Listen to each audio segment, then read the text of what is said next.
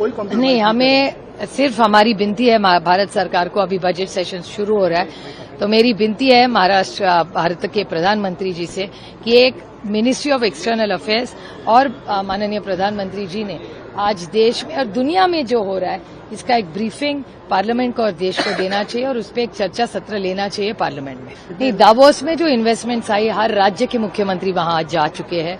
सचमुच कितना आया, रियलिटी कितनी होगी, उसमें जॉब क्रिएशन की नौकरियां कितनी मिलेगी, ये सब इवैल्यूएट करना पड़ेगा। लेकिन एक चीज बदलाव बहुत दिख रहा है कि भारत में हर राज्य से मुख्यमंत्री अभी दावोस जा रहे, तो कंपटीशन बढ़ रहा है। एक ऐसा जमाना था, पवार साहब, मुझे अभी भी याद है, वो जमाने में वो और प्रधानमंत्री जी उस टाइम के गए थे दावोस, उसको 20-30 साल गए तो दूसरे कोई राज्य से कोई नहीं जाता था, महाराष्ट्र ही जाता था। लेकिन अब सब राज्य से लोग जाने लगे, तो कंपटीशन भी बढ़ रहा है और कंपटीशन इज हेल्दी, अच्छी बात है।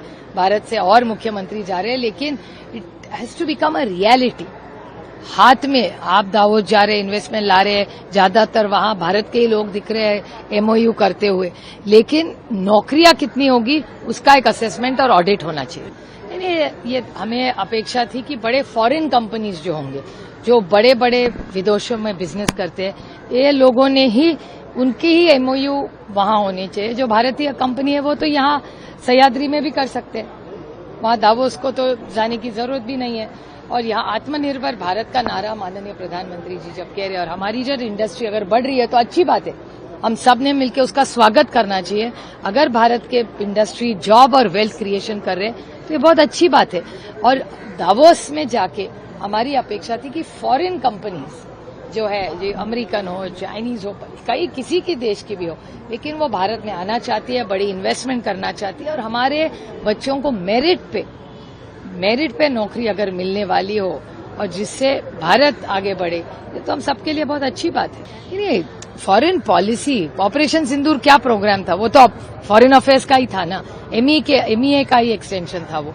तो मैं हमेशा माननीय पार्लियामेंट्री अफेयर्स मिनिस्टर से जब हमें पूछते हैं कि कैसे बात करने, आपके क्या सुझाव है, तो मेरी तो यही मांग रहेगी कि इस सेशन में पूरी फॉरेन पॉलिसी पे हमें ब्रीफिंग होनी चाहिए पार्लियामेंट को, और पार्लियामेंट मतलब देश को, कि पॉलिसी क्या है भारत सरकार की, अमेरिका का टैरिफ का क्या पोजीशन है। क्योंकि हमने देखा, आपके ही चैनल पे दिखाया कि पीयूष गोयल जी जाके आए, उसके बाद अश्विनी वैष्णव जी जाके आए, तो हमें पता नहीं सचमुच क्या हो रहा है।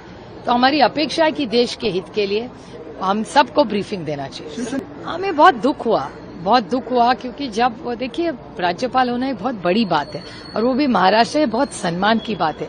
लेकिन जब वो यहाँ थे, जिस तरह से उन्होंने हमारे जो श्रद्धा स्थान है, महात्मा ज्योतिबा फुले और सावित्रीबाई फुले, उनका जिस तरह से उनके ऊपर जो कमेंट्स किए थे वो हमें अच्छे नहीं लगे। हमें बहुत दुख हुआ क्योंकि हमारे लिए वो श्रद्धा स्थान है, हमारी श्रद्धा, प्यार, विश्वास है उनपे। तो उनके लिए जिस तरह से उन्होंने शब्द इस्तेमाल किए थे, इसका मैं आज भी खंडन करती हूँ और हमेशा करती रहूंगी, क्योंकि हमें बहुत बहुत दुख हुआ कि जिस तरह से उन्होंने कहा। तो ऐसे आदमी ने, जिन्हें हमारे श्रद्धा स्थान का अपमान किया है, उनको इतना बड़ा सम्मान मिल रहा है, तो हमें बिल्कुल दुख ही होगा ना। नहीं, मुझे नहीं पता, लेकिन मैंने आप ही के चैनल पे देखा कि भारतीय जनता पार्टी और एमआईएम भी साथ में बल रहे कुछ।